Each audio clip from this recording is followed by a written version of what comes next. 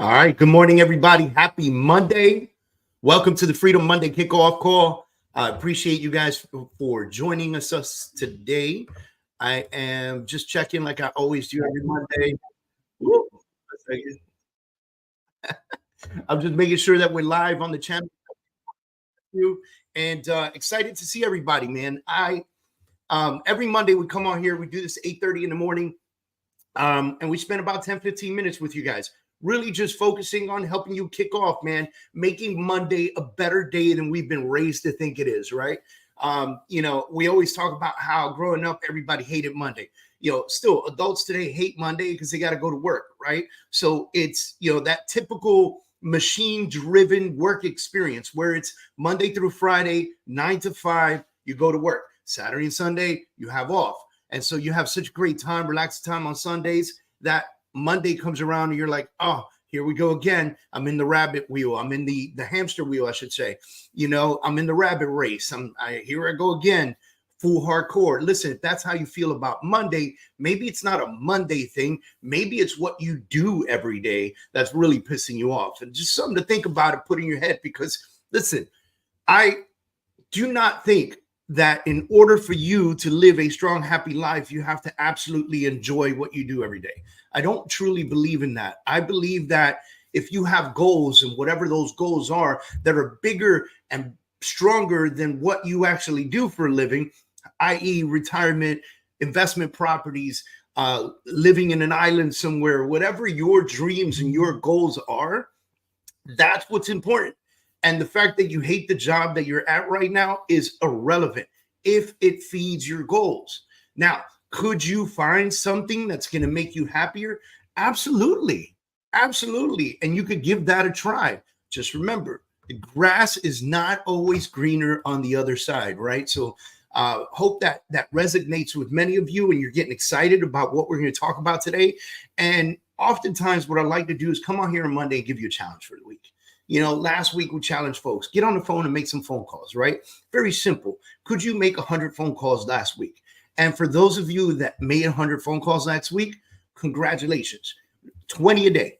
I didn't really ask for much if you really think about it. It was 20 a day, Monday through Friday. You made 100 phone calls and you made them purposeful to drive your business, your real estate business, right? Now, I want to talk about something else.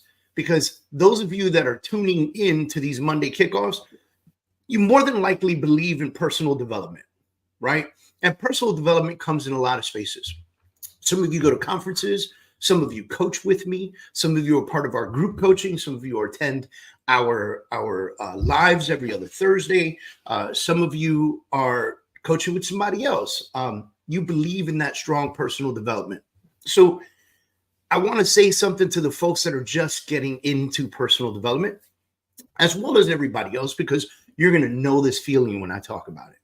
See, the path to personal development, right? It's a lonely path, and you got to go at it alone. You really do. You got to look for the mentors. You got to look for the coaches. You got to look for the teachers. You got to look for the people of servant heart and absorb as much as you can from them. But the path of personal development is a lonely one. Because when you take those things that people give you, that ammunition that people give you to use in your business, you have to go and apply it. No one's going to hold your hand and help you apply it. And so you have to understand that this is going to be lonely. It's going to be daunting. It's going to be work. It's going to be effort. It's going to be everything that you could ever imagine it not to be, it's going to be, right? And what do I mean by that? Many people think that entrepreneurship is easy. Right? That it is something that you could go and just do, and it's just going to come together. And it's not. It's something that you have to work really, really, really hard at. And it's not always going to be fun. And it's going to challenge you. And it's going to try you. And it's going to make you feel certain things that you never thought you could feel before. And I encourage you to keep going. And so when you keep going, and I keep looking down because I made a bunch of notes, you're going to realize that most of the mistakes that you make early on, most of the things that you do wrong early on in personal development and in your career and in your entrepreneurial journey is due to lack of data. You just don't have enough information. And so as you continue to grow in your business, you gain this new data, you gain this new information, and this new information begins to feed into your business. And when that happens, you have one of two choices. One of those choices is you can keep going about it the same way. You know how we talk about, you hear people say you can't do the same thing over and over and over and over again and expect different results, right? And so you could just keep going and doing the same thing and don't utilize the data to its advantage, or you could take that data and you can do what you do better. And when you take the data and do what you do better, okay, one of the things that you will see happen, okay, is that you will be able to focus better on the tasks at hand. When you focus better on the tasks at hand and you stop spending time on things that don't move the needle in your business, and you absolutely focus on the MMAs, the money-making activities, okay? When you focus better on these money-making activities, you shrink the amount of time it takes for you to complete it. Think about a mechanic. First time a mechanic changes an alternator, okay? The first time a mechanic changes an alternator, it's going to take them quite a bit of time. The 100th time a mechanic changes an alternator, it's second nature. They can have full-out conversations with somebody, listen to music, do all kinds of stuff while they're completing the task. And it takes less time to do, which means that they get to accomplish more things in the amount of time that they have. Now we start talking about the things we can fill our calendar with, right? Now, when you get this opportunity to take that data and focus better on the task at hand, and you shrink the amount of time it takes to complete that task, well, then at this point, you got another two choices.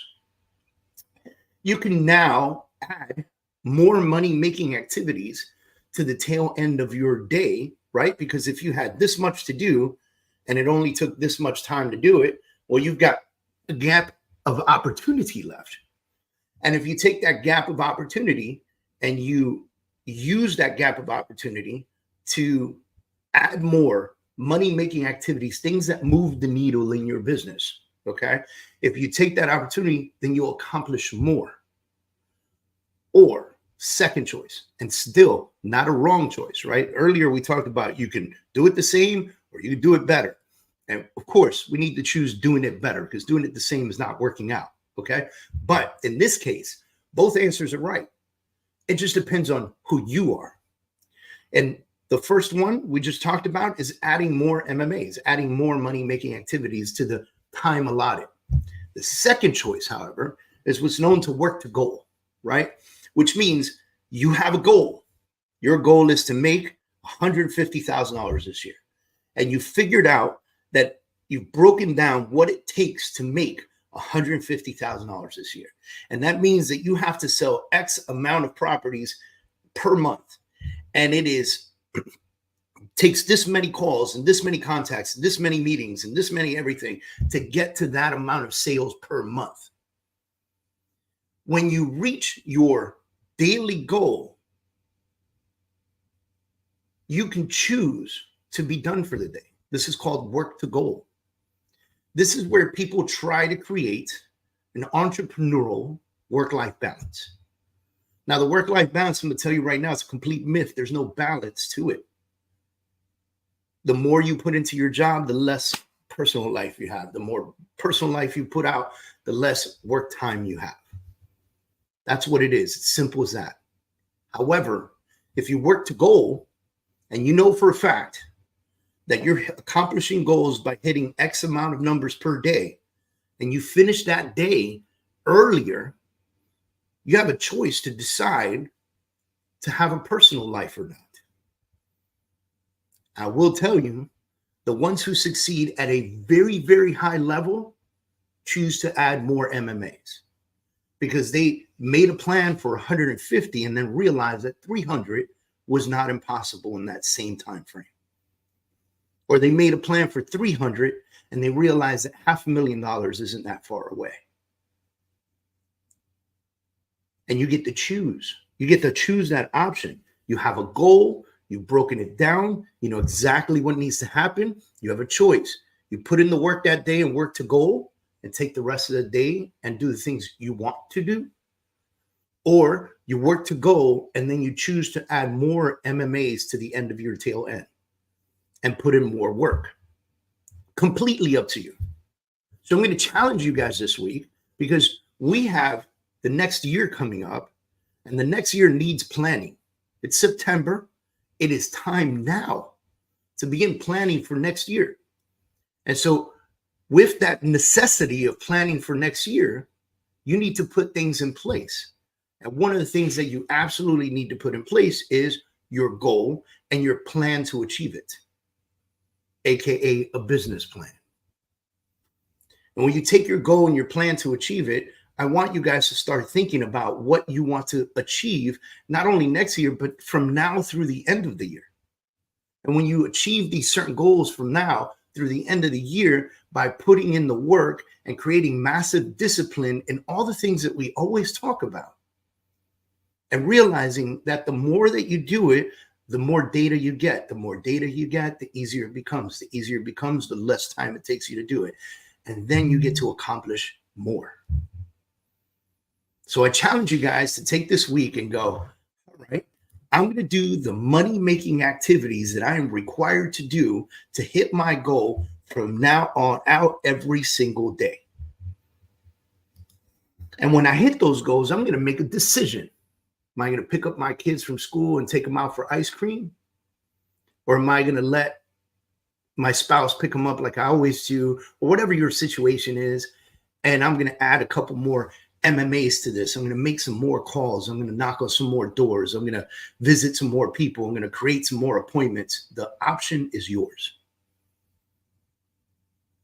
And I'm not the coach to sit here and tell you that one option is better than the other one. I'm here to tell you that the options are designed for the life you want to create for yourself.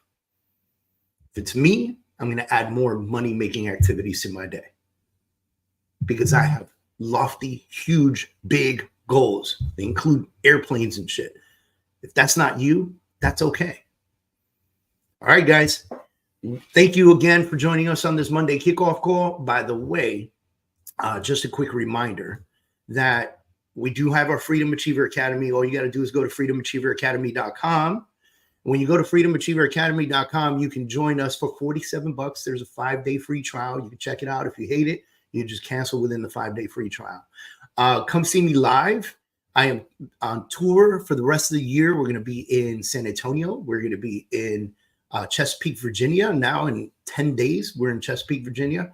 And we are headed to New York City and San Diego, California, all before the end of the year. So I hope to see some of you guys there. It's a freedomday.com. So if we're going to be in your town, grab your ticket, come check us out. We hope to see you soon.